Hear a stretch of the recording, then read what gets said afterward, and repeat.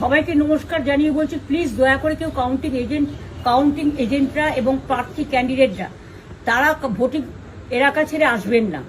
Strong রুমে যেখানে counting হচ্ছে, মানে সেন্টারে, সেখান ছেড়ে কেউ আসবেন না। এটা বিজেপির প্ল্যান। প্রথম 2-3 রাউন্ডে আমি কালকে থেকেই বলছি যে ওদেরগুলো আগে দেখাবে, আমাদেরগুলো পরে দেখাবে। এবং অনেক জায়গায় 2-3 রাউন্ড কাউন্টিং করার পরে প্রায় 100টা জায়গায় কাউন্টিং বন্ধ করে রেখে দিয়েছে। এবং কল্যাণীতে ধরা পড়েছে 7টা মেশিন, যেখানে কোনো মিল নেই।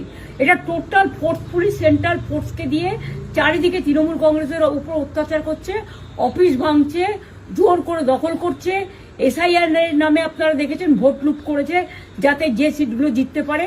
কিন্তু এখনো এমন 70টা সিট আছে, 100টা সিট আছে যেগুলো আমরা এগিয়ে আছি, সেগুলো বলছে না। টোটালটাই মিথ্যে নিউজ খাওয়াচ্ছে। আগে ডিআইসিও এই খবরগুলো দিত, কিন্তু তাকে কালকে চেঞ্জ করে দেওয়া হয়েছে। টোটালটাই ইলেকশন কমিশন নিজের ইচ্ছে মতো খেলছে, এবং সাথে কেন্দ্রীয় বাহিনীকে নিয়ে। এবং আমাদের পুলিশরা টোটাল মাথা নত করে কেন্দ্রীয় বাহিনীর আন্ডারে কাজ করছে। সুতরাং আমি আমাদের কাউন্টিং এজেন্টদের, আমাদের সমস্ত পার্টির কর্মীদের বলবো, অত মন খারাপ করার কারণ নেই। আমি বলেছিলাম সূর্যাস্তের পরে আপনারা জিতবেন। 3 রাউন্ড 4 রাউন্ড কাউন্ট হলেও এটা 14 রাউন্ড থেকে 18 রাউন্ড কাউন্ট হয়, তখন আপনারা জিতবেন। Wait and see, watch.